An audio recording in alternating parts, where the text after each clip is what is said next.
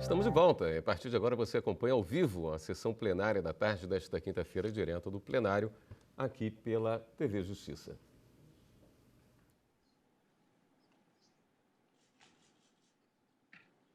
Boa tarde a todos. Podemos nos sentar.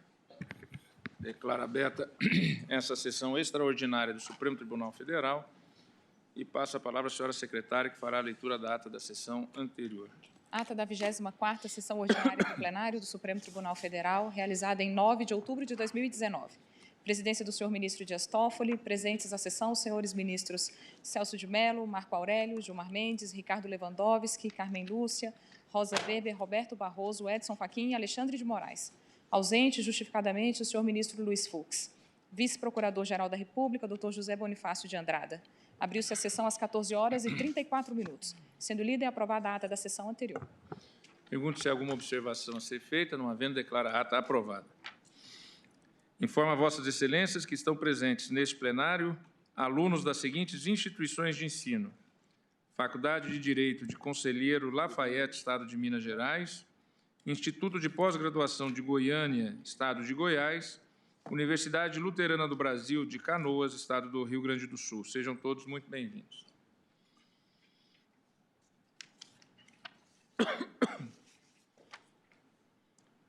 De minha relatoria para a continuidade de julgamento, próximo a votar o ministro Gilmar Mendes, o recurso extraordinário 817.338, recorrente União, também recorrente Ministério Público Federal, recorrido Nemes da Rocha, vários Amicicuri, julgamento iniciado ontem. Após os votos dos ministros Dias Toffoli, presidente e relator, Alexandre de Moraes, Roberto Barroso e Ricardo Lewandowski, que davam provimento aos recursos extraordinários, e dos votos dos ministros Luiz Edson Fachin, Rosa Weber e Carmen Lúcia, que negavam provimento aos recursos, o julgamento foi suspenso. Passo a palavra para a continuidade ao ministro Gilmar Mendes, o próximo a votar na ordem regimental. Presidente, boa tarde. Gostaria de retomar, portanto, o julgamento, lembrando que é o recurso extraordinário com repercussão geral, em que se discute a possibilidade de um ato administrativo, caso evidenciar a violação direta ao texto constitucional, ser anulado pela administração quando decorrido o prazo decadencial de 5 anos. Eu repasso aqui, transcrevo a ementa do acórdão impugnado e digo o seguinte: a União sustenta em síntese que, se sobre a portaria que concedeu a anistia recai a pecha da inconstitucionalidade, de acordo com a jurisprudência do STF, a revisão de tal ato não se submete ao prazo do artigo 54 da Lei 9.784 de 99 e impõe à administração a sua anulação. Alega que caberia cogitar a eventual alegação de má-fé na concessão de tais anistias com fundamento para afastar a consumação da decadência, uma vez que desde 2003 vigora no âmbito federal o entendimento aprovado pelo advogado-geral da União no sentido de não ser a portaria 1164 ato de exceção de natureza exclusivamente política, entendimento este do qual tinha ciência a Comissão de Anistia. Por seu turno, o Ministério Público Federal aduz que, quanto aos ex-cabos da Aeronáutica, como no caso do impetrante, ora recorrido, jamais houve ato de perseguição ou punição por motivação política, tendo o afastamento de suas atividades ocorrido por motivo de conclusão do tempo de serviço militar. Assim, não se aplica à espécie a norma anistiadora. Em 27 de 8 de 2015, esta Corte reconheceu a repercussão geral do tema por meio do acórdão que ficou assim emendado. Após o reconhecimento da repercussão geral do tema, os autos foram remetidos à Procuradoria-Geral, que se manifestou pelo provimento do recurso por meio de parecer assim emendado. Anistia de cabo da Aeronáutica, excluído daquela força com fundamento na portaria 1104. A ausência de ato de exceção violação do artigo 8º do ADCT, anulação de ofício pelo Ministro da Justiça, concessão da ordem para a STJ com fundamento no artigo 54 da Lei 9.784. O acórdão recorrido desafia o entendimento firmado em diversos precedentes do STF, no sentido de que o prazo decadencial do artigo 54 da Lei 9.784/99 não se aplica à anulação de ato contrário à Constituição, no caso, ao artigo 8º do ADCT, interpretação conforme do dispositivo. Feita essa breve retrospectiva, passo às considerações do meu voto. Inicialmente, resgata a legislação pertinente ao tema. O artigo 8º, caput do Ato das Disposições Constitucionais Transitórias, estabelece que o Instituto da Anistia é destinado a pessoas que, no período da ditadura militar no Brasil, sofreram os efeitos de exceção decorrente de motivação exclusivamente política. Nessa conjuntura, uma das questões constitucionais debatidas no presente feito reside em saber se a portaria de anistia do Ministério da Justiça, que foi anulada, atendeu aos requisitos estabelecidos pela Constituição. Por seu turno, o artigo 54 da Lei 9.784 determina o prazo decadencial de 5 anos para que a administração anule os seus atos administrativos dos quais decorram efeitos favoráveis para o destinatário. Esse dispositivo é relevante porque a segunda questão constitucional analisada neste processo diz respeito à possibilidade de um ato administrativo ser anulado pela administração, mesmo quando já decorrido o prazo decadencial previsto na Lei 9.784, desde que evidenciada a violação direta ao texto constitucional. Registro que a jurisprudência do Supremo já se pronunciou sobre a questão algumas vezes e assentou que o poder e dever de autotutela da administração deve ser exercido no prazo quinquenal pela Lei 9.784/99, sob pena de decadência. Nesse sentido, registro os julgamentos do recurso ordinário em mandado de segurança 32.480, relator ministro Marco Aurélio, do recurso de mandado de segurança 31.841, ministro Fachin, e do agravo regimental no RE 795.061, da relatoria de Vossa Excelência, presidente.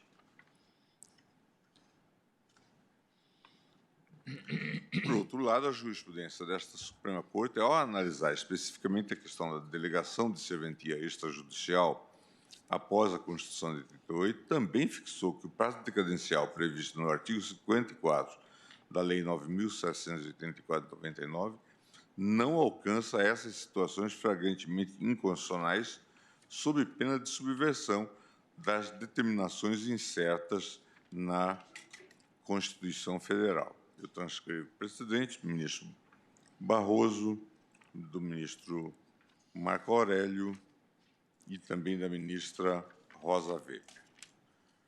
No caso dos autos, a condição de anistiado do ex-cabo da Força Aérea Brasileira foi reconhecida pela Portaria 2340, de 9 de 12 de 2003. Esse ato administrativo foi posteriormente anulado pela Portaria MJ 1960, de 6 de 9 de 2012. Portanto, a decisão anulatória da administração pública ocorreu mais de 8 anos após o ato de anistia. Ainda que se considere a Portaria Interministerial 134/2011, ato conjunto entre o ministro da Justiça e o advogado-geral da União, que determinou a abertura do processo administrativo de revisão das anistias políticas concedidas com fundamento na Portaria 1104/64 do ministro da Aeronáutica, é notório que este ato de 2011 foi editado mais de 5 anos após a portaria que reconheceu a condição de anistiado. Ocorre que o reconhecimento da condição de anistiado se formalizou em violação direta ao artigo 8º do ADCT, na medida em que inexistente ato de exceção, condição para a anistia política.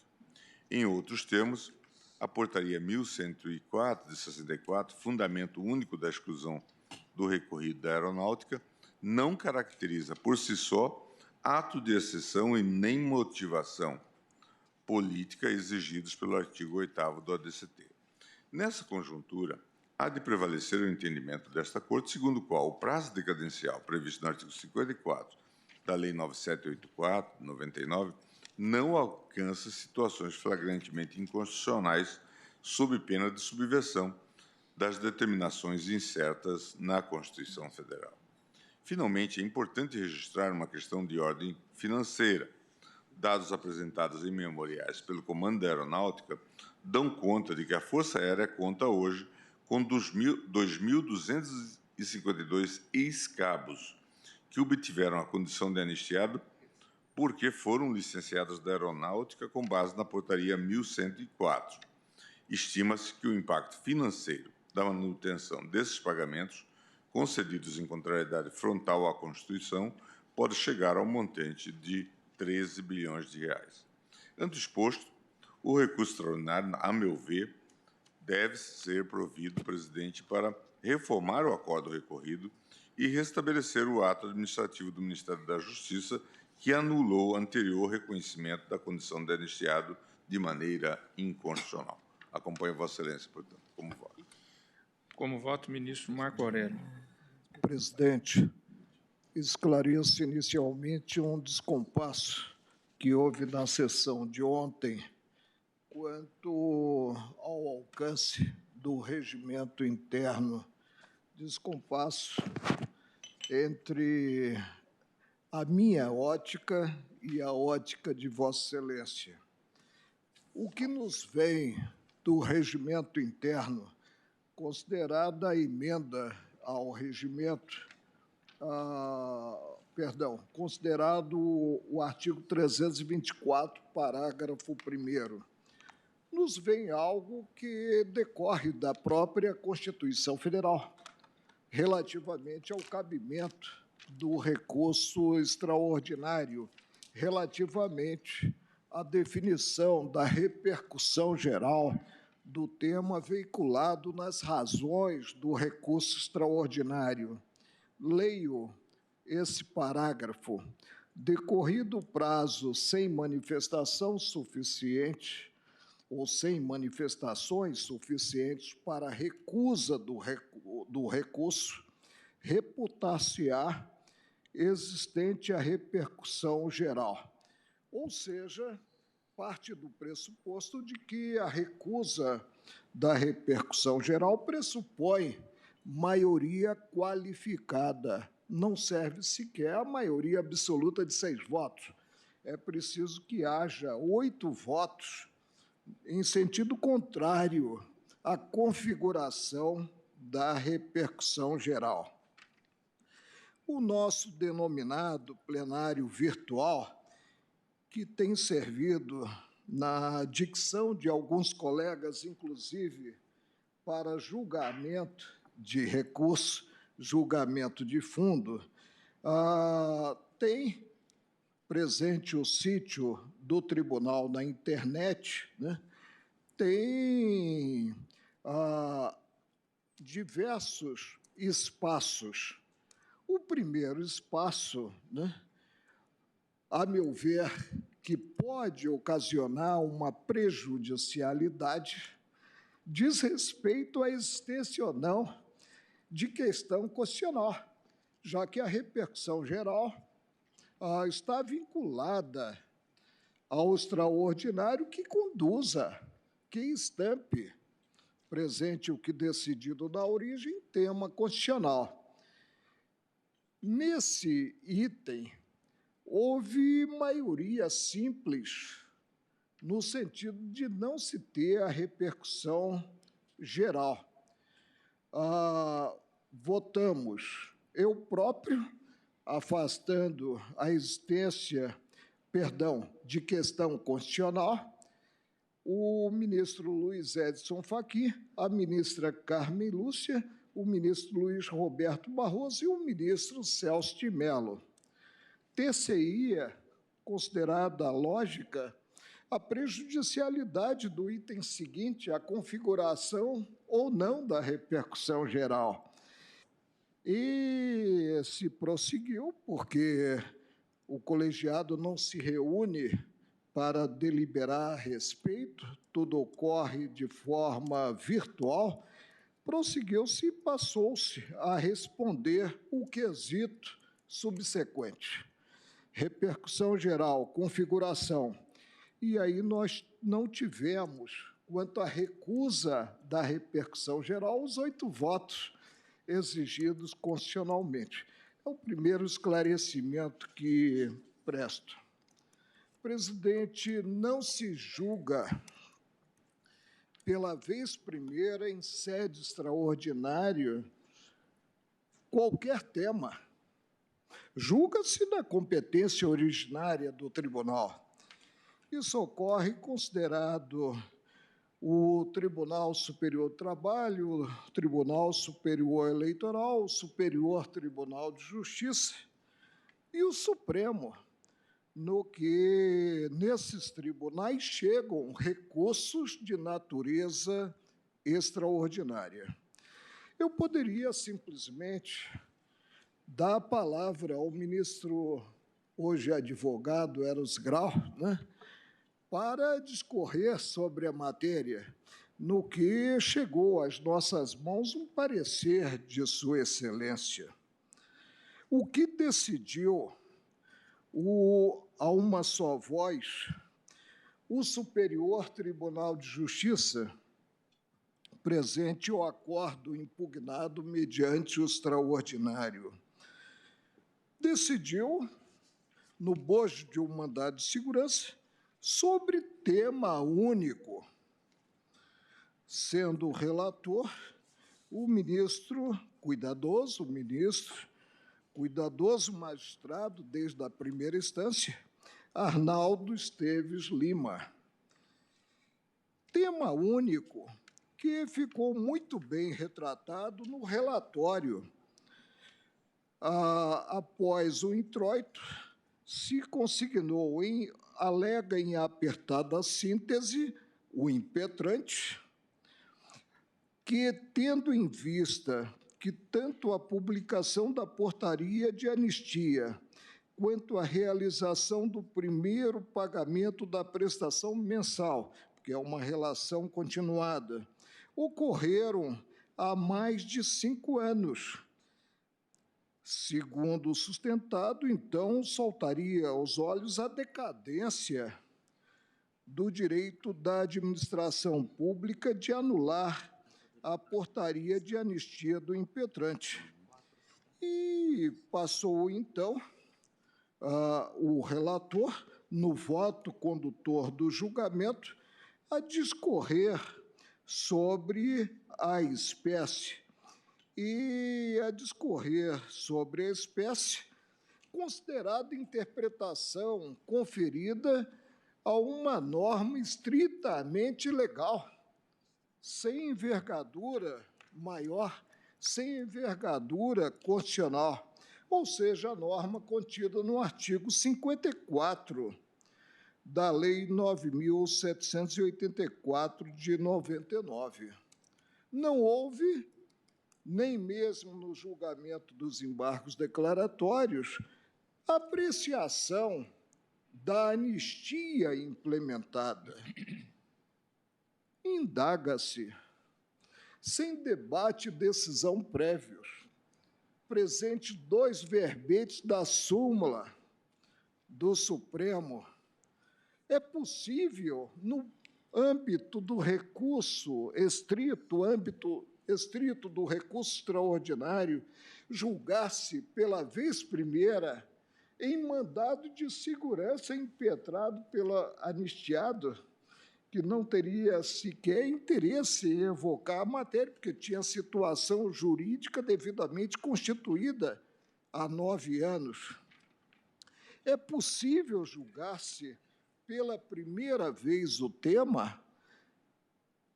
Não, presidente. Estamos cansados de negar seguimento a recurso extraordinário, de desprover agravo para a subida de recurso extraordinário a partir da ausência do pré-questionamento. a partir da ausência do debate e decisão prévio sobre o tema.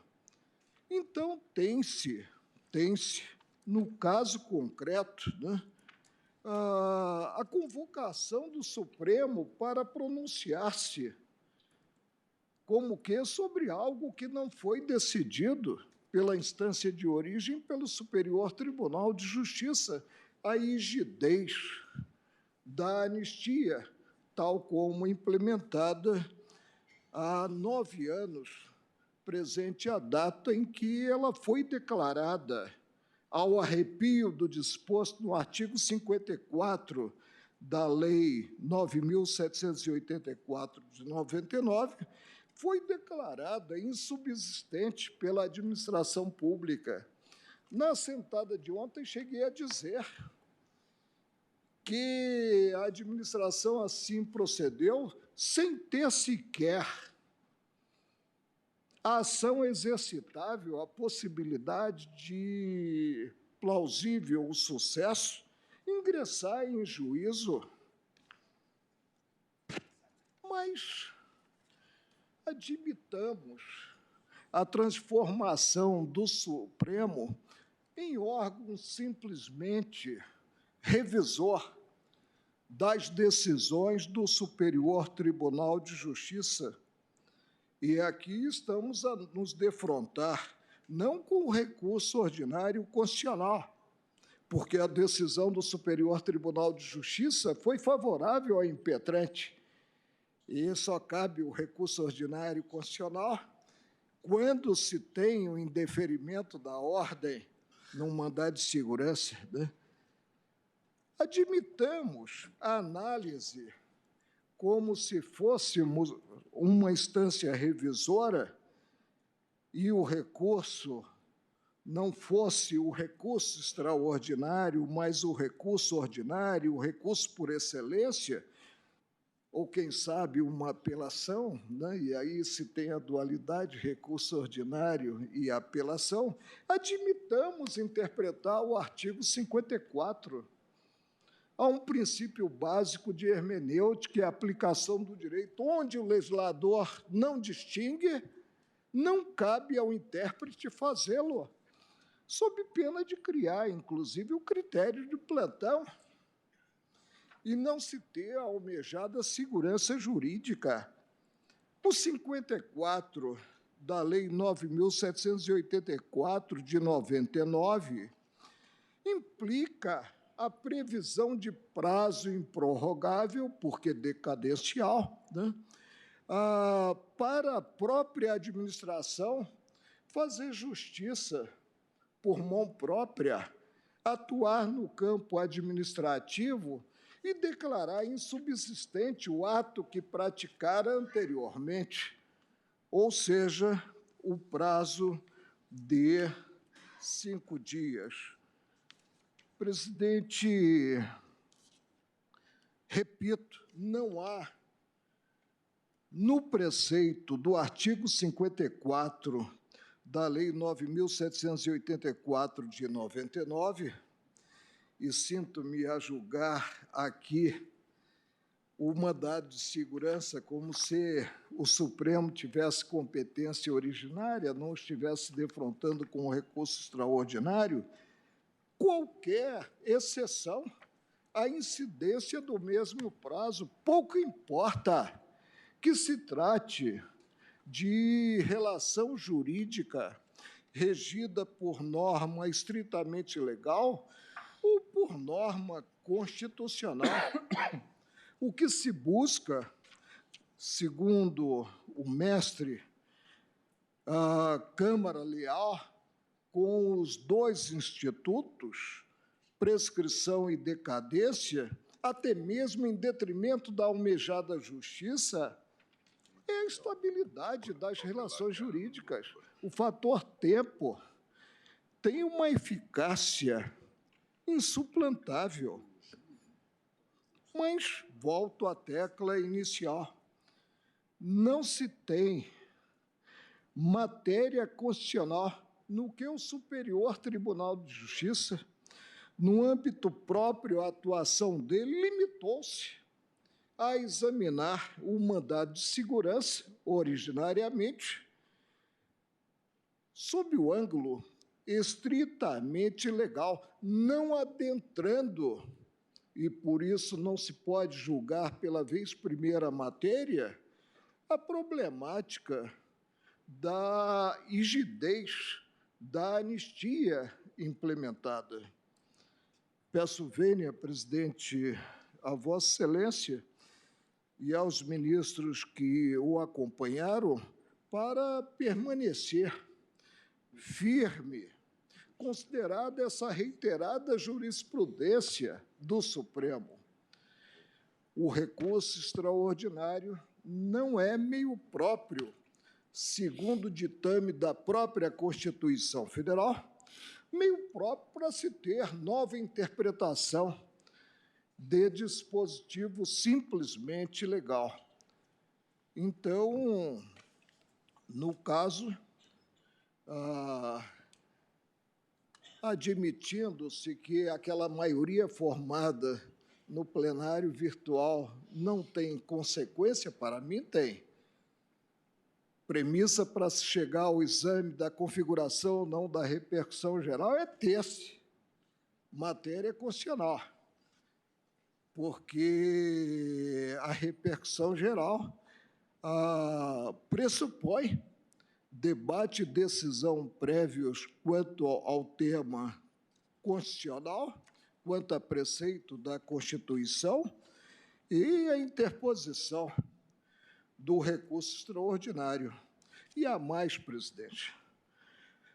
Não posso antecipadamente interpretar um dispositivo constitucional que visa beneficiar o cidadão de modo a prejudicá-lo, como se mostra o artigo 8º do ato das disposições constitucionais transitórias. Isso se não houvesse, né, a impossibilidade jurídica de adentrar-se, como eu disse, pela vez primeira, a matéria relativa à rigidez da anistia. Acompanho, portanto, o ministro Luiz Edson Fachin e aqueles que o seguiram no voto proferido. Agradeço, ministro Marco Aurélio. Ministro Celso de Mello. Senhor presidente, como aqui já foi salientado nos votos que me precederam, ninguém desconhece que o Estado, com apoio no princípio da autotutela, dispõe da prerrogativa institucional de rever, em sede administrativa, os seus atos e decisões, podendo, em consequência, invalidá-los mediante anulação, quando ocorrente situação de ilegitimidade jurídica, ressalvado, no entanto, sempre, em qualquer das hipóteses que possam ocorrer, a possibilidade de controle jurisdicional. Também sabemos que essa faculdade da pública administração, embora resultante do postulado da autotutela administrativa, depende, para exercer-se legitimamente, da estrita observância pelo poder público da cláusula constitucional do Due Process of Law, sob pena de nulidade da deliberação estatal, especialmente nas hipóteses em que a invalidação afetar a situação jurídica, quer do administrado, quer da pessoa interessada. Sabemos também, senhor presidente, que, mesmo em se tratando de procedimento administrativo, ninguém pode ser privado de sua liberdade, de seus bens ou de seus direitos sem o devido processo legal, notadamente naqueles casos em que se estabelece uma relação de polaridade conflitante entre o Estado, de um lado, e o administrado ou a pessoa interessada, de outro. Cabe ter presente, bem por isso, na linha dessa orientação, que o Estado, em tema de restrição à esfera jurídica dos administrados ou de qualquer cidadão ou de qualquer pessoa, não pode exercer a sua autoridade de maneira abusiva ou arbitrária, desconsiderando, no exercício de sua atividade, o postulado da plenitude de defesa, pois o reconhecimento da legitimidade ético-jurídica de qualquer medida imposta pelo poder público, de que resultem consequências gravosas no plano dos direitos e garantias, exige a fiel observância do princípio do devido processo legal. Cabe ter presente ainda, de outro lado, senhor presidente, como aqui foi já debatido, quanto ao tema da decadência do direito de a administração reexaminar a legitimidade da concessão da reparação econômica de que trata o artigo 8º do ADCT, que a jurisprudência do Supremo Tribunal Federal firmou-se no sentido de que o prazo decadencial previsto no artigo 54 da Lei 97/84 de 99 não alcança situações flagrantemente inconstitucionais, sob pena de subversão das determinações inscritas na Constituição Federal. Citou-se várias vezes aqui, não é, um valioso precedente da lavra da eminente ministra Ellen Grace, firmado no julgamento do mandado de segurança 28279 do Distrito Federal, julgado e apreciado por esse egregio plenário. E esta Corte, então, pronunciou-se no sentido de que situações flagrantemente inconstitucionais não devem ser consolidadas pelo simples transcurso do prazo decadencial previsto no artigo 54 da Lei 97/84 de 99. E, é claro, a razão desse entendimento do Supremo Tribunal Federal é uma razão muito clara, e é uma só, pois cumpre não perder de perspectiva, na linha do próprio magistério jurisprudencial firmado por esta Corte, que situações inconstitucionais jamais convalescem, pois é nenhum em nosso sistema normativo o valor jurídico dos atos eivados de inconstitucionalidade. É certo que a técnica de modulação no tempo dos efeitos de uma declaração de inconstitucionalidade, ela, na verdade, vem como um abrandamento à doutrina clássica da nulidade absoluta dos atos inconstitucionais. Mas, em regra, atos inconstitucionais não se mostram sanáveis, não é, simplesmente pelo mero decurso de um lapso temporal. E, precisamente porque afetado por um radical vício de nulidade jurídica, o ato inconstitucional revela-se insuscetível de convalidação, qualquer que tenha sido o lapso de tempo já decorrido. A esse respeito, há uma valiosíssima monografia escrita pelo atual presidente da República Portuguesa, o professor Marcelo Rebelo de Sousa, uma obra monográfica denominada O Valor Jurídico do Ato Inconstitucional. E aquele eminente professor, que também é político e parece-me que extremamente popular na República Portuguesa, ele aborda as diversas possibilidades a propósito, não é, da existência ou da validade ou da nulidade ou da anulabilidade do ato inconstitucional. E, no fundo, há uma súmula do Supremo Tribunal Federal, editada sob a égide da Constituição de 1946, a súmula 360, que proclama a absoluta irrelevância do tempo no processo de convalidação de atos estatais eivados do supremo defeito de inconstitucionalidade. Em síntese, a jurisprudência desta Corte orienta-se, pronuncia-se no sentido de que atos inconstitucionais jamais se convalidam pelo mero decurso do tempo.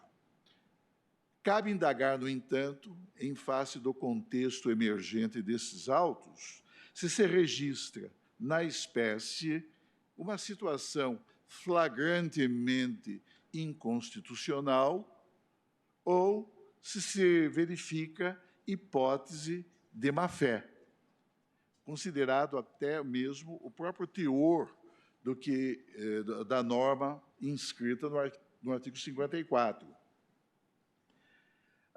O Egrégio Superior Tribunal de Justiça, ao julgar o mandado de segurança impetrado pelo ora recorrido, ao enfrentar essa questão, decidiu que o poder-dever, eu até diria muito mais o dever-poder do que o poder-dever, de administração rever seus próprios atos, mesmo quando eivados de ilegalidade, encontra-se sujeito ao prazo decadencial de 5 anos, ressalvada a comprovação de má-fé por parte do anistiado político, nos termos previsto no artigo 54 caput da Lei 97/84 de 99, combinado com o artigo 37, parágrafo 5º da Constituição da República, ou a existência de flagrante inconstitucionalidade.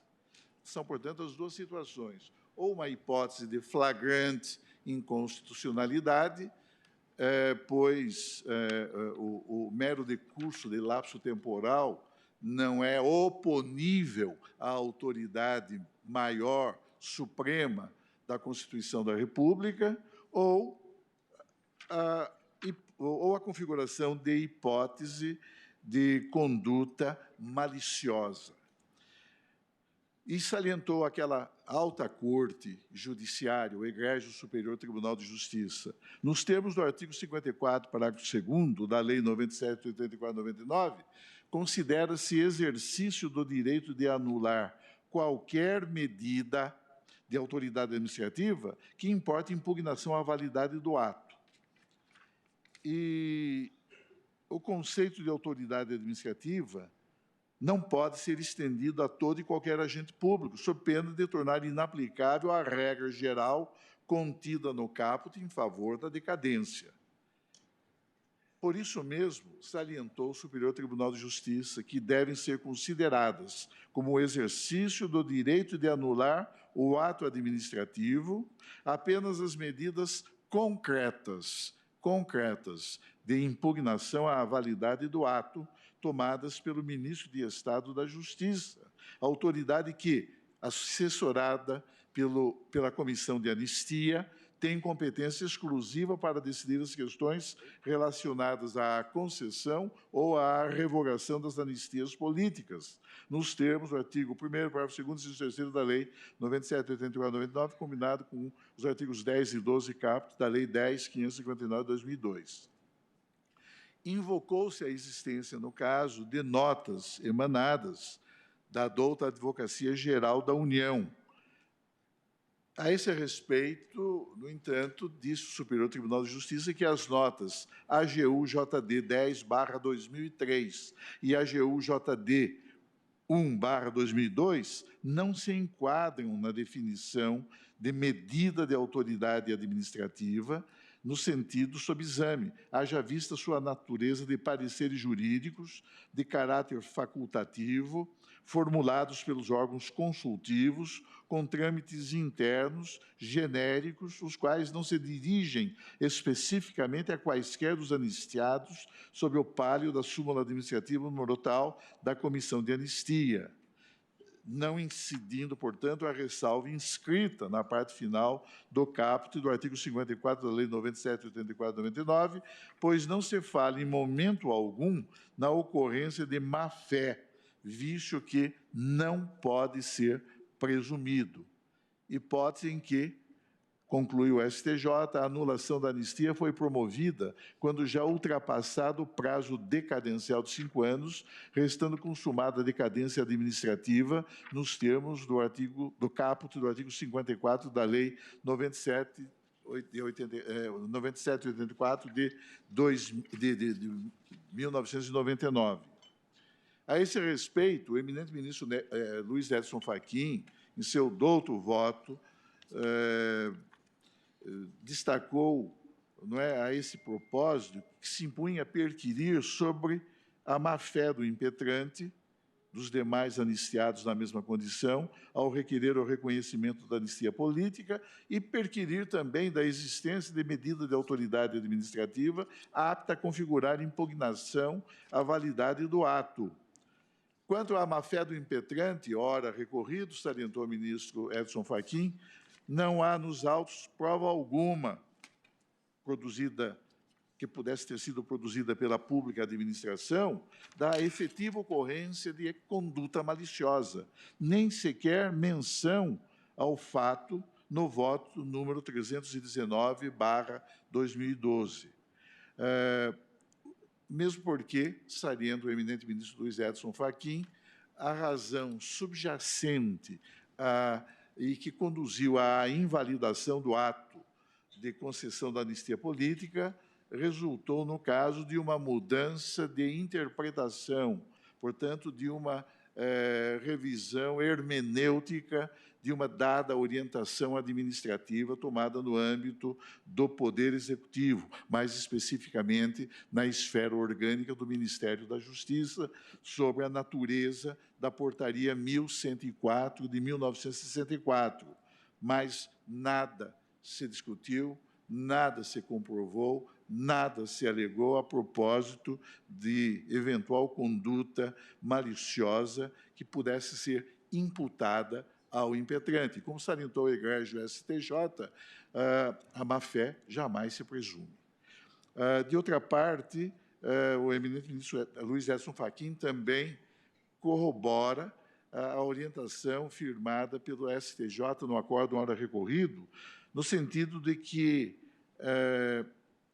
a nota da AGU-JD 1/2006 não se presta a figurar como medida de autoridade administrativa que importa impugnação à validade do ato.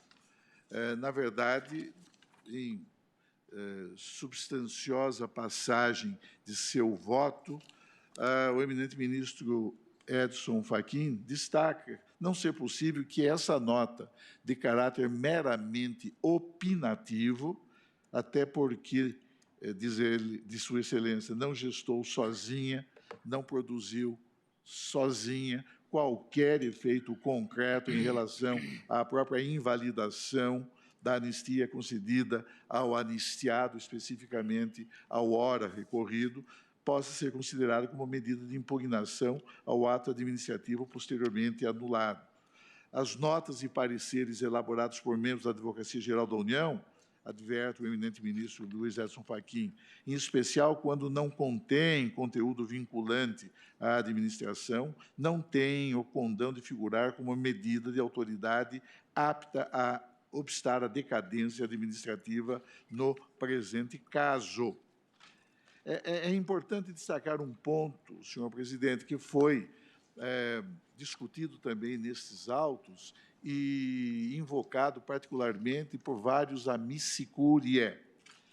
É importante salientar, na verdade, e é preciso rever um pouco o nosso recente passado histórico, que o modelo de governo instaurado em nosso país em 1964 mostrou-se fortemente estimulado, como dizia o padre Joseph Comblan, pelo perigoso fascínio do absoluto, pois privilegiou e cultivou o sigilo, transformando-o em praxis governamental institucionalizada, ofendendo frontalmente o princípio democrático.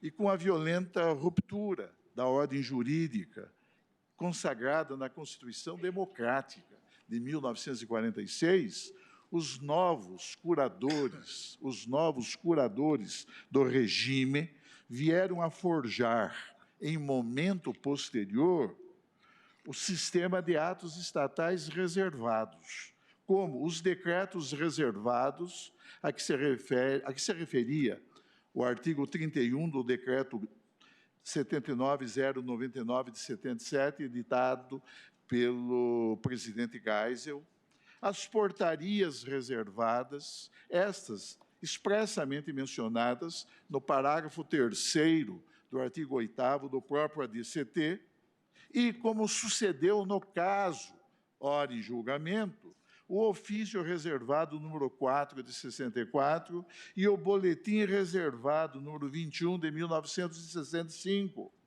Tudo isso, senhor presidente, numa inqualificável subversão dos princípios estruturadores da gestão democrática e republicana do poder estatal, que impõe a civis, a autoridades civis e a autoridades militares, não importa, portanto, que impõe aos que exercem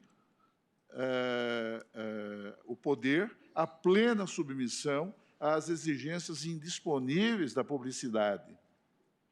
E, ao assim proceder, esse regime autocrático que prevaleceu no Brasil a partir de 1964, durante largo período, apoiou a condução e a direção dos negócios de Estado em uma concepção teórica de que resultou a formulação da doutrina de segurança nacional, que deu suporte a um sistema claramente inconvivente com a prática das liberdades públicas.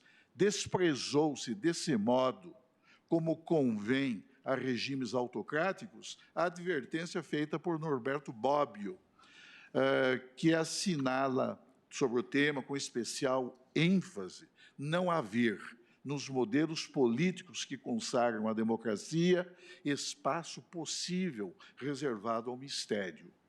E não constitui demasia rememorar no ponto, na linha da decisão que o plenário do Supremo Tribunal Federal proferiu no julgamento do MI 284-DF, de que me tornei redator para o acórdão, e tenho sempre salientado isso em outros votos, que o Estatuto Político Brasileiro, que rejeita o poder que oculta e que não tolera o poder que se oculta, consagrou a publicidade dos atos e das atividades estatais como valor constitucional a ser observado, inscrevendo-a em face de sua alta significação na Declaração de Direitos e Garantias Fundamentais que a Constituição da República reconhece e assegura aos cidadãos em geral, civis ou militares. Na realidade, os estatutos do poder, numa república fundada em bases democráticas, não podem privilegiar o mistério, porque a supressão do regime visível de governo, que tem na transparência a condição de legitimidade de seus próprios atos, sempre coincide com os tempos sombrios em que declinam as liberdades e os direitos dos indivíduos.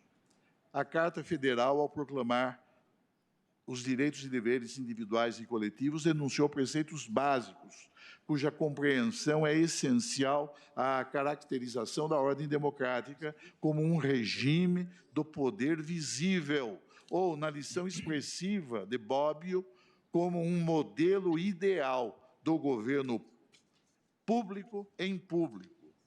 E, ao dessacralizar o segredo, a Assembleia Constituinte restaurou o velho dogma republicano e expôs o Estado, em plenitude, ao princípio democrático da publicidade, com específica e extraordinária ressalva em determinada situação que a própria Declaração de Direitos indica. E o princípio democrático da publicidade converteu-se, em sua expressão concreta, em fator de legitimação das decisões, das práticas e dos atos governamentais.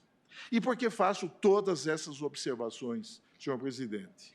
Faço todas essas observações, pois são o ofício reservado, número 4 de 64, e o boletim reservado, número 21 de 65, os expedientes sigilosos estatais que, subjacentes à formulação, que motivaram a própria discussão de que resultou a formulação da súmula administrativa da Comissão de Anistia, que culminou por reconhecer o caráter de exceção da Portaria 1104 de 64 e a motivação exclusivamente política que lhe é inerente. E, sob esse aspecto, como já havia salientado, senhor presidente, vários amici curiae destacaram esse ponto, no sentido de que essa portaria foi motivada pela discussão que se estabeleceu internamente no âmbito do Poder Executivo em torno da existência ou não de perseguição política praticada contra os cabos. E essa formulação da súmula no plano administrativo resultou de documentos que evidenciaram que a Força Aérea Brasileira estava convencida do caráter subversivo dos cabos e que havia elaborado um plano para excluí-los das fileiras daquela força singular, o que veio a ser concretizado com a edição da Portaria 1104 de 64. Daí o enunciado sumular elaborado pela Comissão de Anistia. Essa súmula tem o seguinte conteúdo, aspas, a Portaria 1104, de 12 de outubro de 1964, expedida pelo senhor Ministro de Estado da Aeronáutica, é ato de exceção de natureza exclusivamente política. Fecha aspas. Isso, essa preocupação da FAB, não é, provocada pela mobilização, então, dos cabos da aeronáutica, ela foi revelada em vários expedientes reservados. E isso acha-se destacado, por exemplo, naquele próprio ofício reservado número 4, editado em setembro de 1964, em que esse aspecto fica claramente ressaltado. Ou também o próprio Boletim 21, de maio de 1965, que demonstra o sentido de perseguição política à categoria dos cabos, não é, com uma série de medidas que foram, então, ordenadas. O fato, senhor presidente, é que esses expedientes sigilosos emanados da Força Aérea Brasileira não permitem que subsista dúvida sobre a motivação exclusivamente política nas expulsões, nos desligamentos e nos licenciamentos ex officio dos cabos da Força Aérea Brasileira. E tal razão subjacente a essas manifestações, a razão de caráter eminentemente político, provocou, no âmbito da administração, a edição de duas portarias, a Portaria 1103 e a Portaria 1104. A Portaria 1103 de 64 determinou o afastamento de 11 cabos identificados como os líderes do movimento subversivo no âmbito da FAB. E a Portaria 1104 estendeu esses atos persecutórios a toda a categoria. Há registro de uma manifestação bastante expressiva do presidente da Comissão de Anistia, não é? Especialmente nos itens 25 a 33 de sua manifestação a propósito desse tema que estamos aqui a examinar.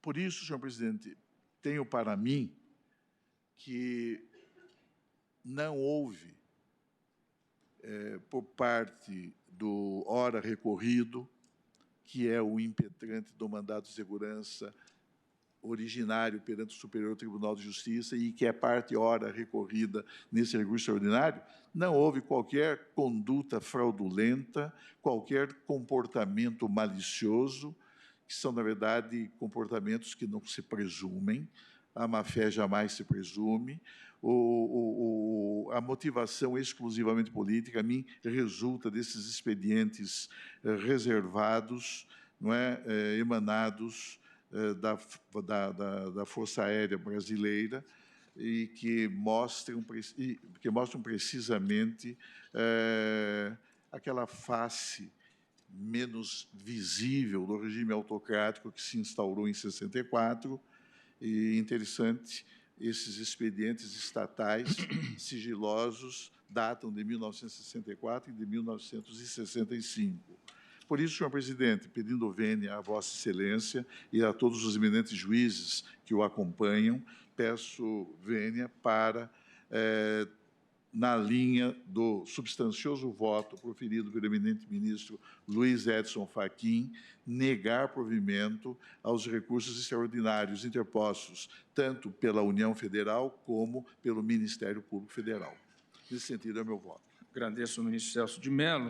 Eu só gostaria de esclarecer, diante de votos tão bem fundamentados, divergentes ao meu, também hoje proferidos tal qual ontem, que, ao dar provimento ao recurso, a tese que eu proponho não é rever todos os casos, e é exatamente dizer que, no exercício do seu poder de autotutela, poderá a administração pública rever os atos de concessão de anistia a cabos da aeronáutica com fundamento na portaria 1104/1964, ou seja, única e exclusivamente em relação a esse universo, mas desde que se comprove a ausência de ato com motivação exclusivamente política e, em todo e qualquer caso, assegurando-se ao anistiado, em procedimento administrativo, o devido processo legal.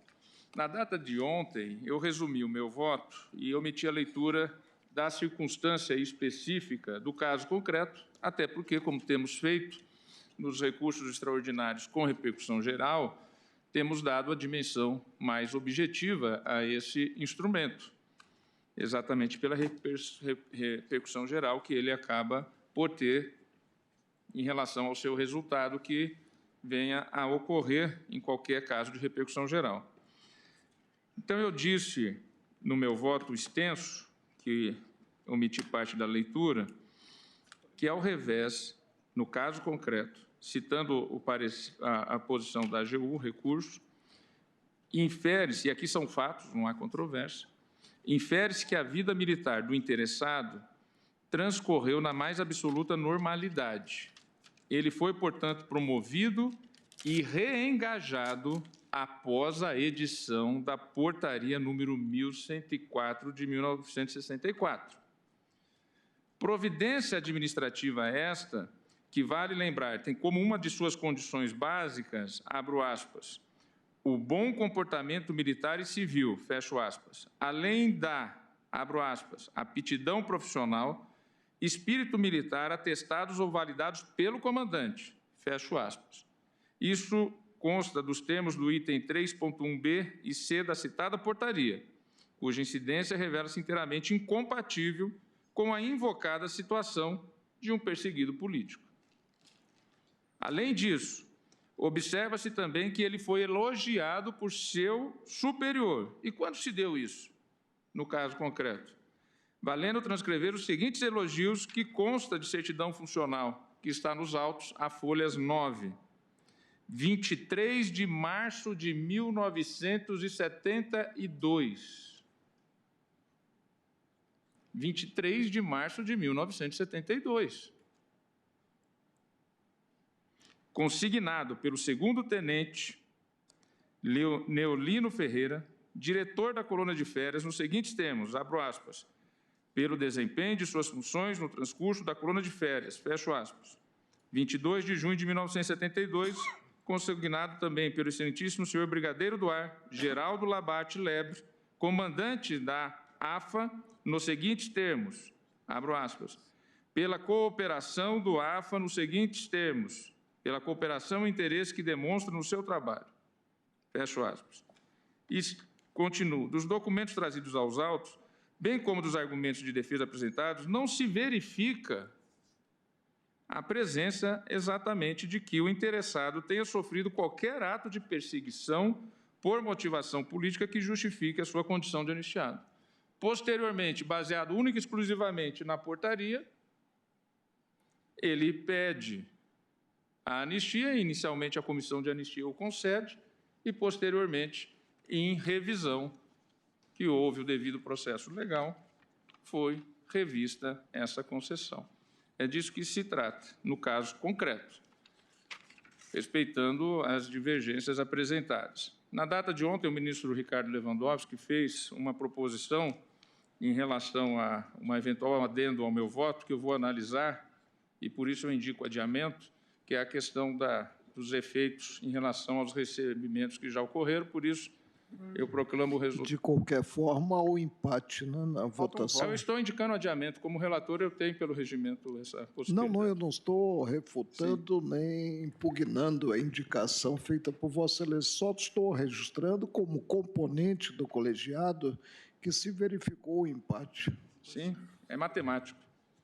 Proclamo que, na sequência do julgamento, após o voto do ministro Gilmar Mendes, acompanhando o relator, e dos votos dos ministros Marco Aurélio e Celso de Mello, divergindo do relator para negar provimento ao recurso, indicou adiamento o ministro relator. Com sustentações orais de relatoria do ministro Gilmar Mendes, feito com repercussão geral, recurso extraordinário 636.553, procedente do Rio Grande do Sul. Relator, ministro Gilmar Mendes. Recorrente, União. Recorrido, João Darcy Rodrigues de Oliveira. Vários amici curiae inscritos. Trata-se do tema 445 da repercussão geral. Incidência do prazo decadencial previsto no artigo 54 da Lei 9.784/1999 para a administração anular ato de concessão de aposentadoria. Encontram-se inscritos pelo recorrido o doutor Amarildo Maciel Martins, pelos amici curiae, vários, Condicef, Seção Sindical de Concórdia, Sinaci, Sindicato Nacional de Servidores das Agências Nacionais de Regulação, Sinagências, o doutor José Luiz Wagner. Por outros vários amici curiae, falará o doutor Cláudio Santos, e também falará pelo Amicus Curiae, Instituto Brasileiro de Direito Previdenciário e BDP, o doutor Diego Monteiro. Passo inicialmente a palavra ao ministro Gilmar Mendes para o seu relatório.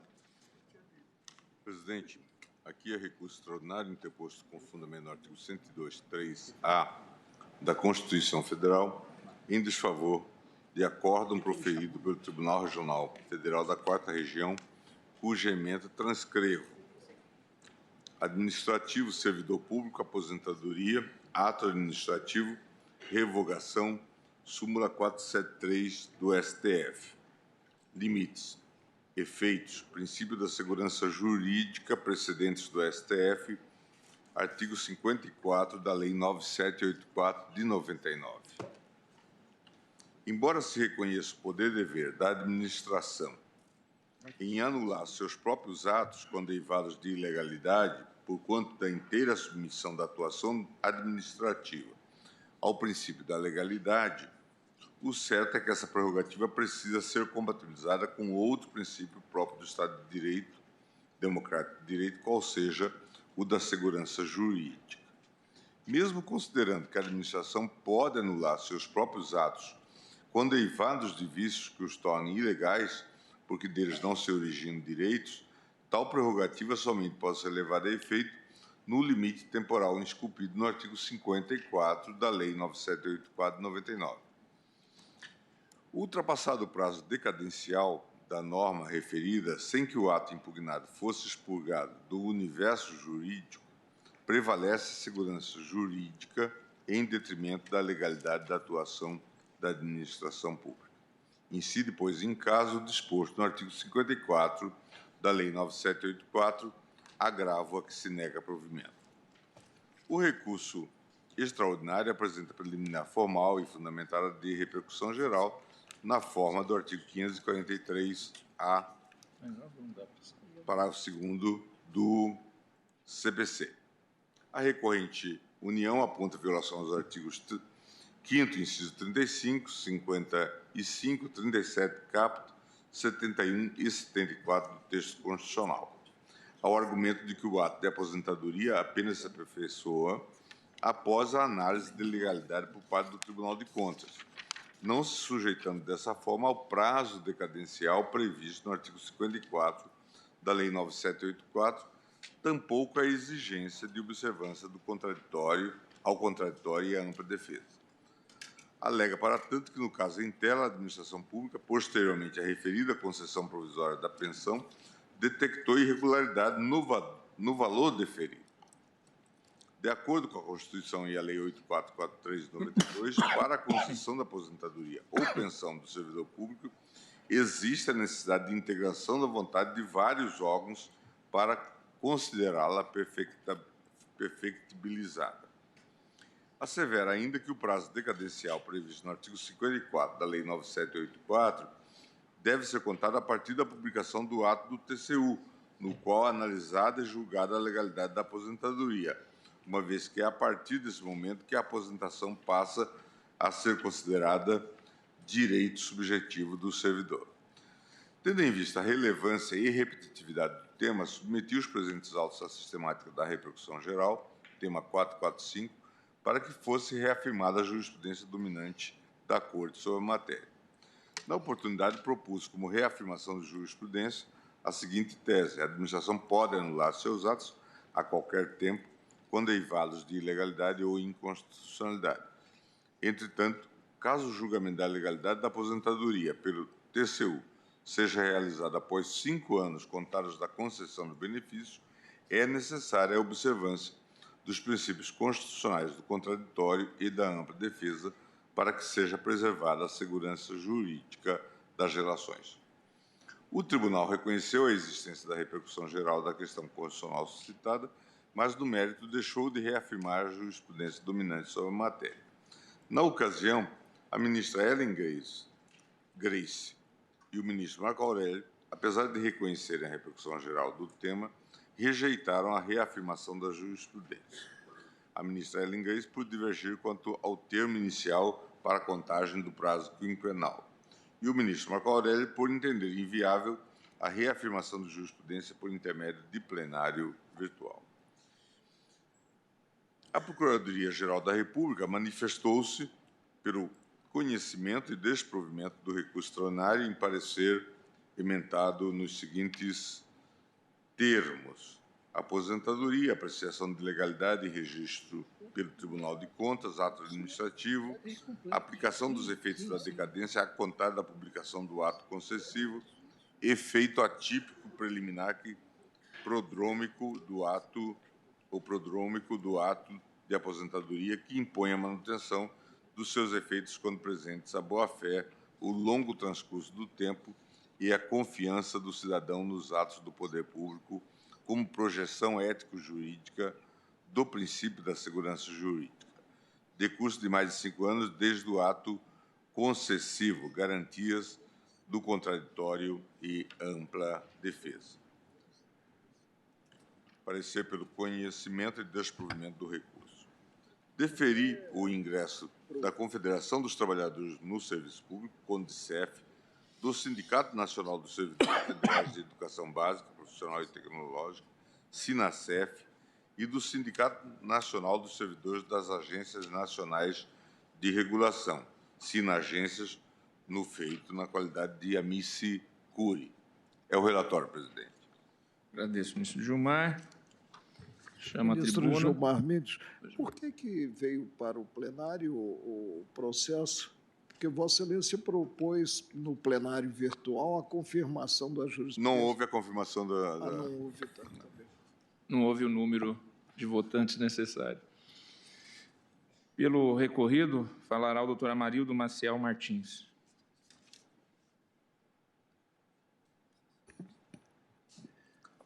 Excelentíssimo senhor presidente dessa Suprema Corte, eminente relator, senhores ministros, senhora ministra, ilustrado representante da Procuradoria da República, dignos serventuários da Casa, colegas advogados, estudantes e a todos da assistência, cumprimento com respeito e consideração.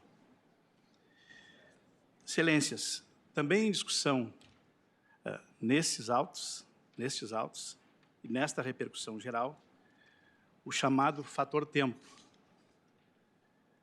os princípios da confiança, da boa-fé, da certeza e da paz jurídica que os administrados nutrem legitimamente em relação aos atos praticados pelo poder público. E aqui inicio, Excelências, essa apresentação com uma frase do ministro Cândido Mota, que teve assento nessa Corte Constitucional, em que Sua Excelência assim dizia, que a administração é um sistema de segurança e não pode, de modo algum, estar afirmando e negando, concedendo e cassando a todo momento favores ou benefícios. E por esse fio, Excelências, na linha do que, assim apontado pelo eminente relator, qual seja na delimitação da compreensão do tema, ora em julgamento, qual seja a limitação temporal do direito revisional por parte da administração pública dos atos por ela praticados e que resultam na concessão de benefício em favor dos servidores e dos administrados, anota inicialmente, a partir de uma discussão que subjaz também nesta repercussão geral, qual seja a natureza jurídica da concessão do ato de aposentadoria, se complexo o ato, se composto esse ato. Me parece que no início, inclusive, dos debates, e o parecer da Procuradoria-Geral da República caminha nessa direção, na sua primeira parte, ao menos, entendendo, e aqui assim afirmando pela voz do recorrido, que esse ato não é ato complexo, na medida de razão em que os chefes de poder, na sua privatividade competencial, assim o fazem quando nomeiam e aposentam o seu pessoal, quando investe e desinveste o seu servidor, os seus servidores. Portanto, Excelências, não há, quando da jubilação, então, tema aqui tratado, do servidor, a combinação de diferentes vontades e de diferentes entes públicos na conclusão do ato de aposentadoria. O Tribunal de Contas da União, no caso, por força do artigo 71, inciso 3º da Carta Federal, tão somente verifica e tem ingerência sobre a legalidade do ato. Ao final desse processo, a ele dando ou negando o registro. Nessa linha de compreensão, Excelências, a doutrina já se consolidou na compreensão, portanto, de que o ato de aposentação é ato, sim, composto, não complexo, portanto, e assim essa egrégia Corte, ao menos em duas oportunidades, falo do mandado de segurança 25.116, relator o ministro Carlos Aires de Brito, também no mandado de segurança 28.723, relator o ministro Gilmar Mendes, sob essa exata compreensão. Também o Superior Tribunal de Justiça, no agravo regimental no recurso especial 11.93.286, relator o ministro Teori Javascki, quando então compunha aquela corte. Também agravo regimental no recurso especial 10.47524, relatoria do ministro Jorge Mussi. Excelências, rumando então na direção do quanto proposto no tema da repercussão geral, qual seria a data, assim propõe a repercussão, de início do prazo decadencial de 5 anos, fixados pelo artigo 54 da Lei 9784 de 1999, para que a administração revise ou anule os seus atos, e aqui, no caso, o ato concessivo da aposentadoria. E aproveito aqui a chega, inicialmente, e antes do início desta fala apresentada pelo ministro Marco Aurélio, para dizer que essa egrégia Corte tem a compreensão inequívoca, ao sentido do recorrido, de que a atuação, ou prazo, em melhor palavra, de início da contagem do marco decadencial, da caducidade da possibilidade revisional, se inicia, sim, com a prática do ato concessivo do benefício em favor do servidor, então, aposentado.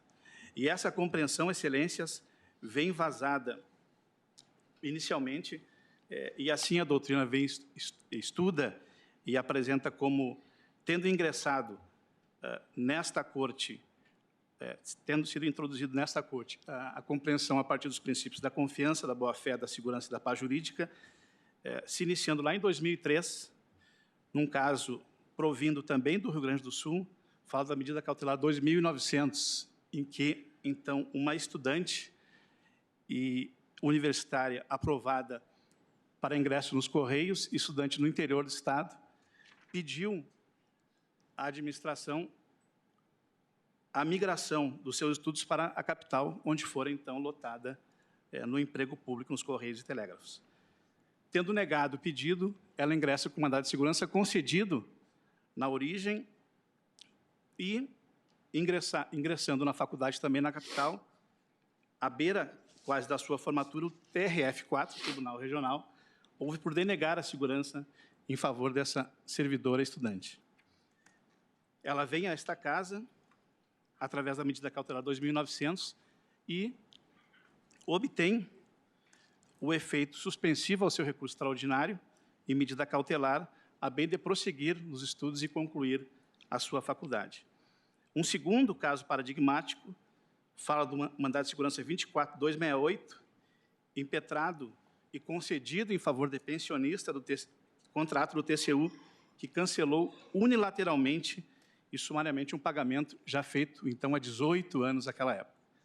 Terceiro caso, o mandado de segurança 22357, que manteve atos de admissão de empregados da Infraero. Todos esses três casos, excelência, são da lavra primorosa da relatoria do ministro Gilmar Mendes. E essas três decisões, que são tidas por paradigmáticas pelo estudo doutrinário a respeito do tema aqui, ora em voga, também, naquele período, na década de 90, tiveram recepção em acórdão também emblemático no âmbito do Tribunal Regional Federal da 4ª Região, quando então lá atuava o juiz Gilson Dipp, em que analisava a retirada de parcela vencimental de servidores e refere, Sua Excelência, um parecer do então consultor jurídico, consultor-geral do Rio Grande do Sul, Nery da Silveira, em parecer publicado no Diário Oficial de 24 de setembro de 1965, em que Sua Excelência, então, examinava a legalidade de pensões percebidas por viúvas e filhos de ministros, auditores e procuradores do Tribunal de Contas do Estado, em razão de uma vedação que existia, à época, no COG, no Código da Organização Judiciária do Estado. O parecer de Sua Excelência concluiu pela manutenção daquelas pensões com base nos princípios da boa-fé e da segurança jurídica. Esses casos, Excelência, também junto com o famoso caso da pensionista de Berlim, que tiveram uma oferta de um funcionário público para que se mudasse da Alemanha Oriental para a Alemanha Ocidental e assim seguir percebendo uma pensão do seu esposo, então falecido, do funcionário público, teve cassada essa pensão e o tribunal, em decisão de 1956, repôs essa pensão com base exatamente também nos princípios aqui tão insistentemente abordados. O Tribunal Supremo da Espanha, em decisão de 1989, da mesma forma, a concessão de uma subvenção pública a um centro de formação profissional que não tiver a sua renovação por parte do poder público espanhol. Excelências, retomando, então, quanto essa Corte vem assentando nesse tema e, como disse anteriormente, fixando como marco inicial, como marco de contagem, o prazo decadencial para a administração desde a data da prática do ato, são várias as decisões que vêm nessa direção. Cito uma delas. A servidora se aposentou em 15 de 5 de 84 e somente foi notificada em 91 para se manifestar sobre a revisão dos seus proventos.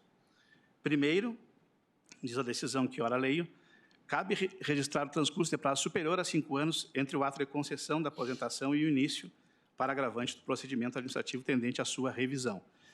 Dessa forma, em face do princípio da segurança jurídica, o ato que homologou a transposição deve ser mantido. Também, nessa mesma linha de consideração, na medida em que o ato formal do órgão administrativo que verifica o preenchimento dos requisitos legais e concede a aposentadoria ou pensão tem o condão de criar situações jurídicas com plena aparência de legalidade e legitimidade. É de se admitir, portanto, que também a atuação do TCU, no tocante ao julgamento de legalidade e registro, deve estar sujeita a um prazo razoável, sob pena de ofensa ao princípio da confiança, face jurídica do princípio da legalidade.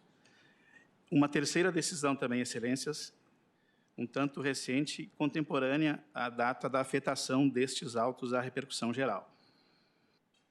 A medida que seria esse prazo razoável já está definida pela legislação federal, sendo de 5 anos o prazo decadencial para o exercício pela administração do direito a anular atos administrativos, os quais decorram efeitos favoráveis aos destinatários. Portanto, a lei federal oferece parâmetro de 5 anos, mesmo para casos anteriores à Lei 9784. Este último acórdão que agora referi é o mandado de segurança 28862-DF. O anterior, o mandado de segurança 24781-DF. E o primeiro, o agravo regimental no recurso especial 217.401, todos também da relatoria do eminente ministro Gilmar Mendes. Excelências, e nessa linha, portanto, de considerandos, também esta Suprema Corte, ao analisar uma movimentação interna de servidores do Tribunal do Trabalho da 4ª Região, houve, com base também nesses princípios, de manter atos praticados, inclusive, anteriormente à promulgação da Constituição Federal, aplicando, portanto, esses princípios da confiança, da boa-fé e da paz jurídica.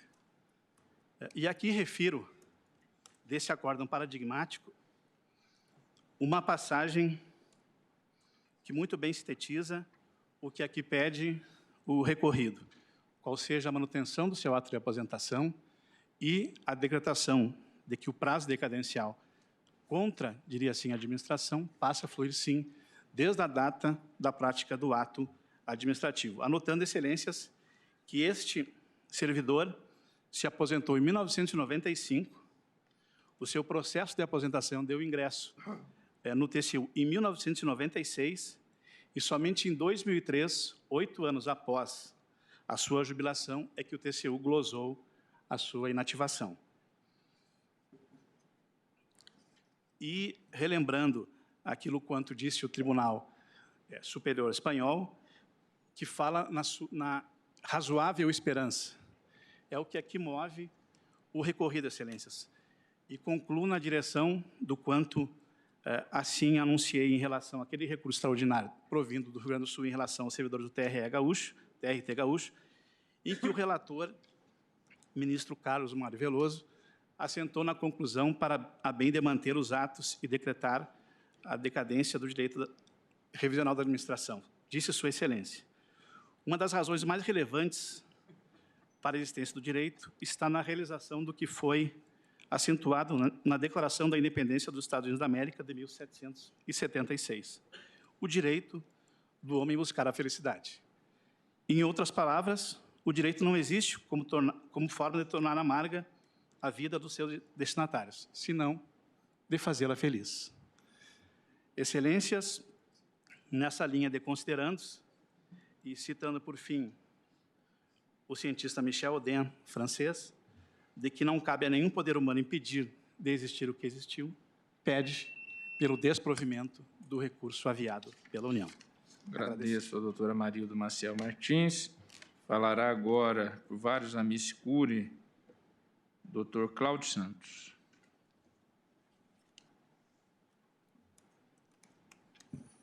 Excelentíssimo senhor ministro-presidente, Dias Toffoli, excelentíssima ministra Rosa Weber, excelentíssimos senhores ministros, excelentíssimo senhor vice-procurador-geral da República, falo, senhor presidente, em nome de vários amicicures, docentes da Universidade Federal do Rio Grande do Sul, servidores técnico-administrativos das universidades públicas brasileiras, fiscais agropecuários e servidores do INSS, da Saúde, do Ministério do Trabalho, nesse tema que é muito importante, que leva uma série de processos a aguardar o julgamento emblemático dessa Corte, que se inicia nessa tarde.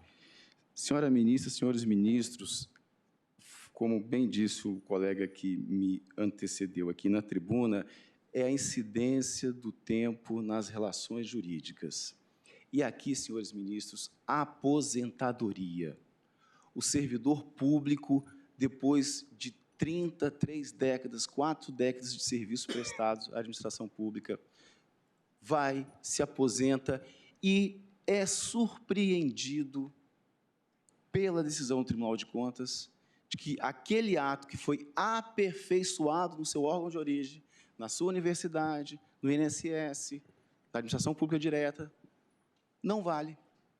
Glosa-se parte da sua aposentadoria ao entendimento que se trataria de um ato complexo e não um ato composto, que haveria necessidade da conjugação de duas vontades para que aquela aposentadoria produzisse efeitos, mas ela já produz desde o momento que é publicado no Diário Oficial da União, e ele já passa a receber os seus proventos. E aqui, excelências, e essa função do amigo da Corte, traz a realidade de vários servidores, pessoas idosas, que se veem na iminência de ter glosado parte da sua aposentadoria, porque se passaram 6, 8, 10, 11, 15 anos até que o Tribunal de Contas registre essa aposentadoria, senhores ministros, senhora ministra. É disso que estamos a falar, é disso que estamos a tratar na tarde de hoje. A surpresa que o servidor público aposentado tem de ter glosado parcela da sua remuneração ultrapassados 5, 6, 10 anos, como disse há pouco. E aqui o que nós temos que verificar é a incidência de alguns princípios constitucionais que incidem sobre essa relação, que incidem sobre esse processo de registro de aposentadoria. Ora, segurança jurídica, proteção da confiança e, mais recentemente, a razoável duração do processo. Não é possível que hoje, com plenário virtual, com PJE, que a administração pública, que o Tribunal de Contas, que o órgão auxiliar do Poder Legislativo, demore, às vezes, década para homologar uma aposentadoria, de que já está produzindo efeitos, que já se incorporou ao patrimônio jurídico do aposentado. E esse aspecto, senhores ministros, senhora ministra, da segurança jurídica, ele é muito importante, porque ela tem o seu aspecto objetivo e o seu aspecto subjetivo, que é a boa-fé, a boa-fé que o servidor público tem de que essa conduta da administração pública que lhe concedeu a aposentadoria é definitiva, ou que pelo menos se tem um prazo razoável para se rever, que pelo menos se tem um prazo razoável. O ministro Gilmar Mendes foi um incentivador e foi um dos autores da lei do processo administrativo, que os administrados saúdam o prazo da decadência para rever os atos administrativos. De fato, precisava disso, precisava estar positivado. Agora, o aposentado servidor não vai se beneficiar desse prazo? Claro, não se está a falar de quando há má-fé, e aí sim, aí caso sim, não, comprovada a má-fé do servidor público, que muitas vezes nem concorre, é o órgão administrativo que vê a ocorrência de todos os elementos para conceder a aposentadoria, salvo comprovada a má-fé, há que se perfazer o ato administrativo, há que se perfazer, não há que se rever anos depois, Inclusive, nesse caso específico, tem um precedente de Sua Excelência, o ministro relator, no mandado de segurança, MS 24.268, Minas Gerais, que o ministro Gilmar Mendes disse, em relação a esse princípio da segurança jurídica, abro aspas, registre que o tema a aplicação do princípio da segurança jurídica é pedra angular do Estado de Direito sob a forma de proteção à confiança. E aí Vossa Excelência cita Karl Lares, numa passagem, né, em que é condição fundamental para uma pacífica vida coletiva e uma conduta de cooperação entre homens e, portanto, da paz jurídica. Essa paz almejada pelos servidores aposentados, que às vezes se mudam da cidade onde se aposentaram e são surpreendidos com essa notificação do Tribunal de Contas da União. E, nesse caso, Sua Excelência o ministro Gilmar concluiu: considera-se ordinariamente que o tema tem entre nós assento constitucional. O princípio do Estado de Direito está disciplinado parcialmente no plano federal pela lei do processo administrativo. Não se quer uma carta branca para o TCU se detectar ilegalidades. Não é isso, senhores ministros, senhora ministra, não é isso. O que se quer é a aplicação correta do tempo, é a aplicação prevista na legislação para que esses aposentados tenham finalmente paz nas suas aposentadorias. E caso, porventura, se entenda que seja, de fato, um ato complexo e não um ato composto, ainda que haja necessidade da conjugação dessa vontade do Tribunal de Contas da União, eu peço vênia a Vossa Excelência para citar, inclusive, o doutrinador administrativista gaúcho Almiro do Couto e Silva, e que, curiosamente, faleceu recentemente e que, felizmente, conseguiu, no Superior Tribunal de Justiça, de um acórdão da lavra do ministro Herman Benjamin, assegurar que se aplicasse a decadência na sua aposentadoria. Ele, doutrinador, ele que escreveu bastante sobre o princípio da segurança jurídica, foi afetado durante a vida exatamente pelo Tribunal de Contas haver glosado uma parte de sua aposentadoria. E, felizmente, antes da sua passagem, do seu falecimento, ele conseguiu assegurar no STJ que essa parcela não fosse glosada da sua aposentadoria. E dizia o doutor Couto e Silva, em doutrina, que ainda que se considere um ato complexo, ainda que valha, que se tenha a questão da conjugação da vontade da Corte auxiliar do Poder Legislativo, dizia ele, há situações que praticamente impõem a manutenção do status quo, com o afastamento, portanto, do princípio da legalidade, como aquelas, por exemplo, que envolve proventos de aposentadoria ou pensões, em que a anulação, ainda que só com eficácia ex nunc, implicaria grave modificação das condições de vida dos beneficiários que confiaram que as vantagens seriam mantidas. Portanto, senhores ministros, senhora ministra, nesse caso específico, nessa repercussão geral, esses princípios constitucionais, volto a repeti-los, segurança jurídica no seu aspecto objetivo, em que falava JJ Gomes Canutilho, a proteção da confiança, no aspecto subjetivo ainda, segundo Canutilho, a boa-fé objetiva, essa confiança que o administrado tem, sobretudo o servidor, no seu patrão, que lhe concedeu a aposentadoria e, sobretudo, o direito fundamental inscrito recentemente na nossa Constituição da razoável duração do processo. Não é possível, com todas as vênias dos que pensam em contrário, que, fechando a segunda década do século XXI, o Tribunal de Contas da União, que suspende propaganda, que é rápido em determinados aspectos, não consiga registrar a aposentadoria de servidores públicos federais e venha a surpreender o aposentado glosando parcelas que foram incorporadas. Em nome dos amigos Sicuri que representamos nessa tribuna, agradecemos a atenção de Vossas Excelências. Já está piscando o meu tempo. Muito obrigado. Uma boa tarde a todos e a todas. Obrigado, doutor Cláudio Santos. Vamos esgotar a mais duas sustentações e depois vamos ao intervalo. Então, chama a tribuna agora, pelo Amicus Curiae e BDP, Instituto Brasileiro de Direito Previdenciário, doutor Diego Monteiro.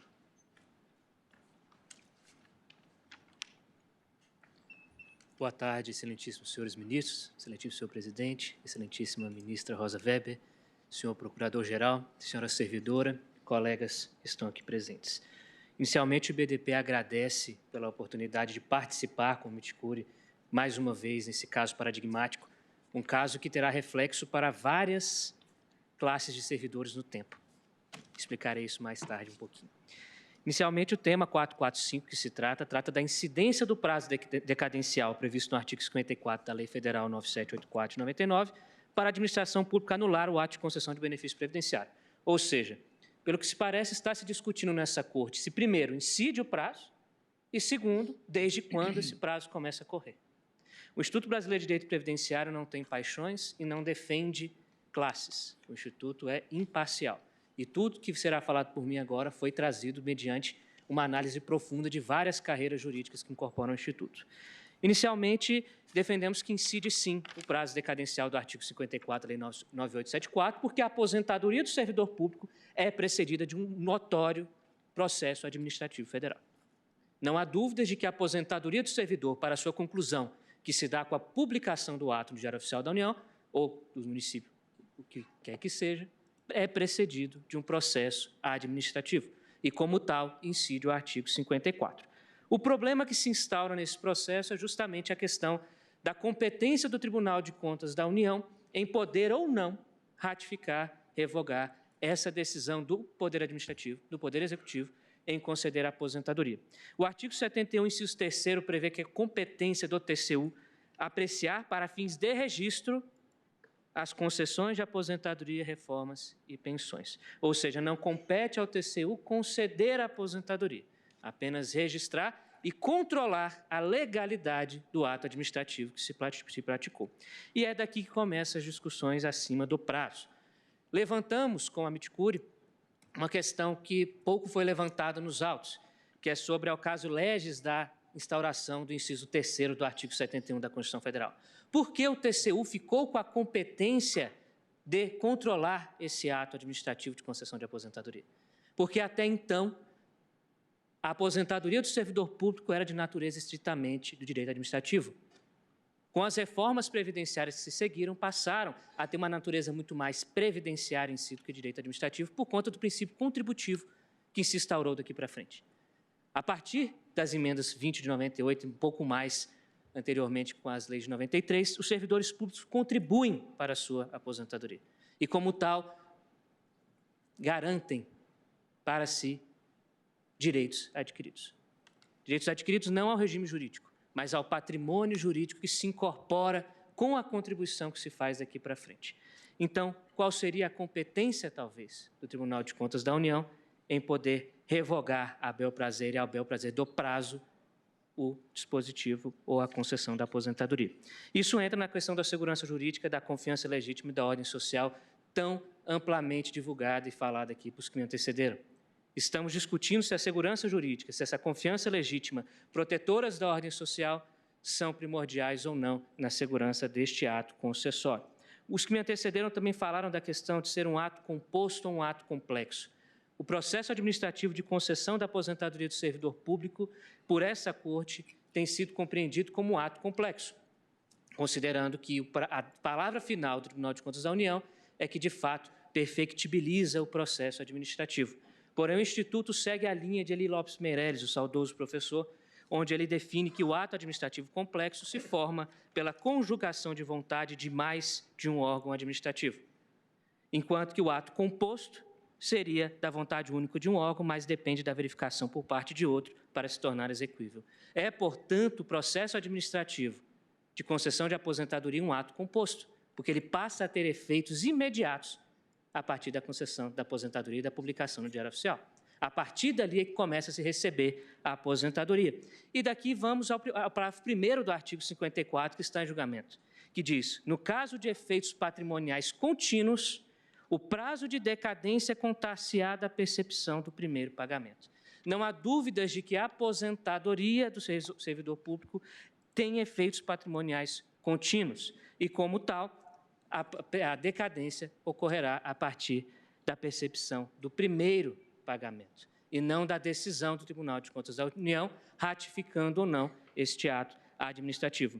Nessa linha de entendimento, o STJ possui jurisprudência pacificada, onde Por exemplo, no julgamento da ministra Laurita Vaz, a terceira sessão da STJ decidiu que a aposentadoria de servidor público constitui ato administrativo composto e não complexo, que se perfaz independentemente da vontade do Tribunal de Contas. E, seguindo nessa linha, também temos outros acordos paradigmáticos do Egrégio Superior Tribunal de Justiça, onde ficou fechado que a aposentadoria de servidores públicos não é ato complexo, pois não se conjugam as vontades da administração e do Tribunal de Contas para concedê-la. São atos distintos e praticados no manejo de competências igualmente diversas, na medida em que a primeira concede, o segundo controla a legalidade. O Egrégio Tribunal de Contas da União, ele exerce um controle de legalidade, ele não exerce o ato de concessão. E esse ato em si, praticado pela administração, é que perfectibiliza o início do prazo decadencial segundo posição do Instituto e, portanto, compreendemos que o processo administrativo de concessão de aposentadoria é um ato composto e não um ato complexo. Nessa linha, também queremos rememorar o paradigmático julgamento dessa Corte no tema 313, que tratou da decadência no regime geral de previdência social e qual seria o prazo de aplicação da nova disposição que foi inserida em 97, criando a decadência do direito do segurado de revisar os seus prazos. Naquela oportunidade, da lavra do ministro Roberto Barroso, essa Corte firmou o entendimento de que é legítima, todavia, a instituição do prazo decadencial de 10 anos para a revisão do benefício já concedido, com fundamento no princípio da segurança, no interesse em evitar a eternização de litígios e na busca de equilíbrio financeiro e atuarial para o sistema previdenciário. Ou seja, a decadência ela incide, sim, tanto na relação do servidor público com o órgão qual prestou serviço público, quanto na relação do segurado do Instituto Nacional do Seguro Social com a administração pública, aquela autarquia. E daqui entramos na dicotomia com a prescrição. Atualmente existe essa dicotomia da prescrição ao servidor público.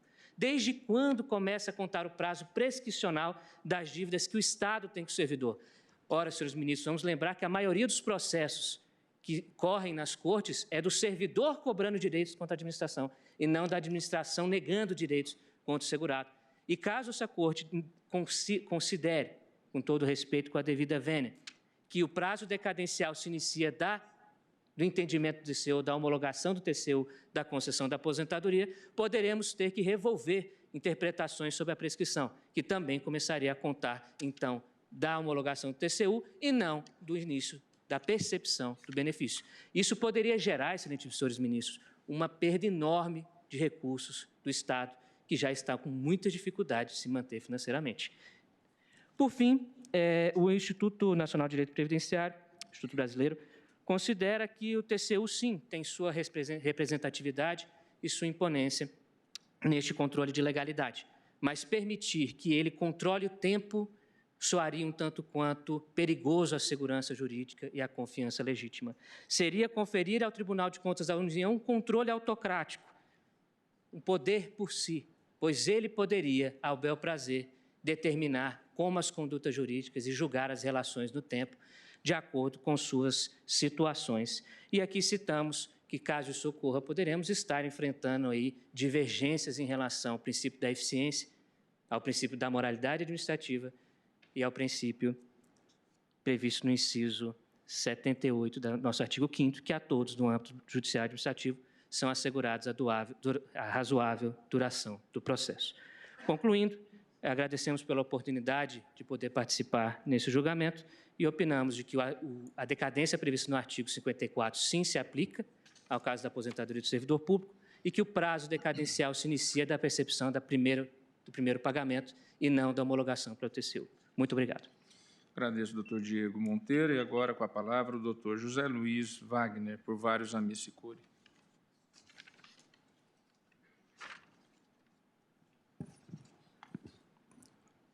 Boa tarde, excelências. Saúdo o presidente, ministro Dias Toffoli, demais ministros, vice-procurador-geral da República e demais presentes.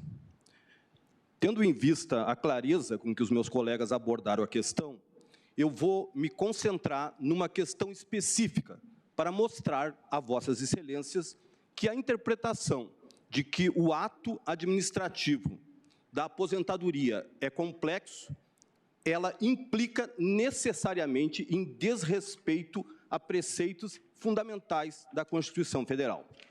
É isso que vou procurar demonstrar e, em pouco tempo, acredito. Eu vou fazer a leitura, primeiro, do artigo 71, que tem sido debatido sobre a questão da competência do Tribunal de Contas da União. Diz ele: o controle externo a cargo do Congresso Nacional será exercido com auxílio do Tribunal de Contas da União ao qual compete. Inciso 3º. Apreciar, para fins de registro, a legalidade dos atos de admissão de pessoal a qualquer título, na administração direta e indireta, incluídas as fundações instituídas e mantidas pelo poder público, excetuadas as nomeações para cargo de provimento em comissão, bem como as das concessões de aposentadorias, reformas e pensões, ressalvadas as melhorias posteriores que não alterem o fundamento legal do ato concessório. Eu quero chamar a atenção para o fato que esse dispositivo ele prevê o registro não só das aposentadorias, reformas e pensões, ele prevê o registro também das admissões, dos provimentos, correto?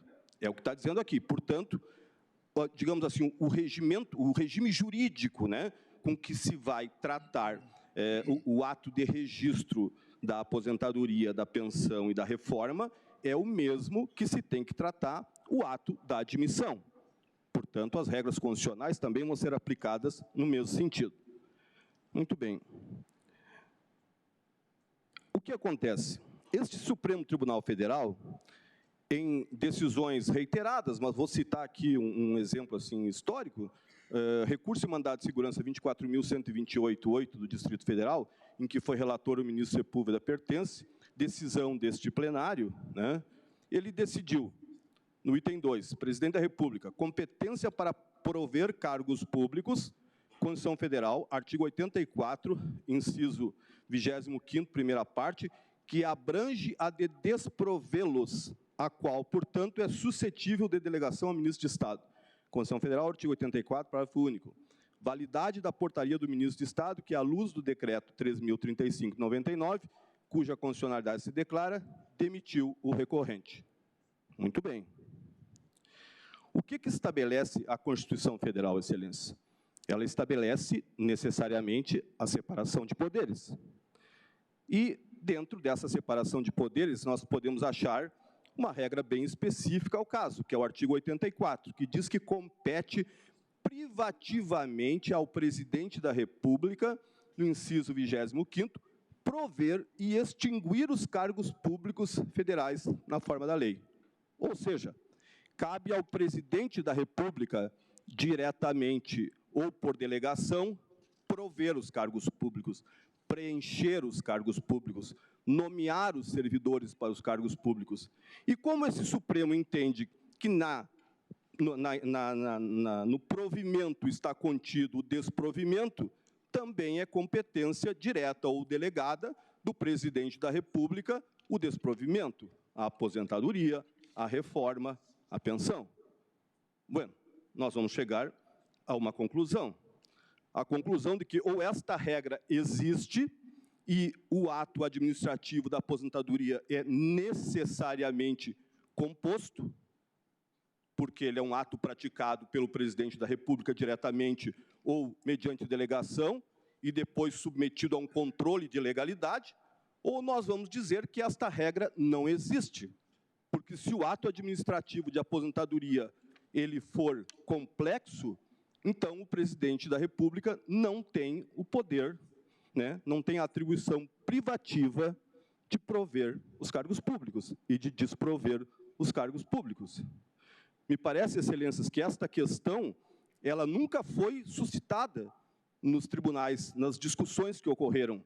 E ela é essencial para essa questão que se coloca. Porque é simples como eu disse. Na verdade, existe competência privativa para o Presidente da República, para os presidentes dos poderes, para as mesas, né, dos poderes, ou tribunal, para o provimento dos cargos e o desprovimento dos cargos. E essa competência é privativa. Se ela é privativa, ela não pode integrar um ato complexo que seria praticado em conjunto, inclusive no caso deste tribunal e da Presidência da República, com um órgão auxiliar de um outro poder. O Tribunal de Contas da União é mero órgão auxiliar de outro poder, do Poder Legislativo. A admitir se chamar de ato administrativo complexo, né, o ato de aposentadoria ou de provimento, desprovimento ou provimento, nós estaremos admitindo esta submissão, esta situação completamente inconstitucional, né? E aí nós estaríamos resolvendo a questão, digamos assim, do acúmulo de trabalho ou da demora no trabalho do Tribunal de Contas da União, né, que ele tem que resolver enquanto Tribunal de Contas. Nós estamos numa época de alta tecnologia, nós temos condições, em tese, de resolver isso até com inteligência artificial, se for o caso.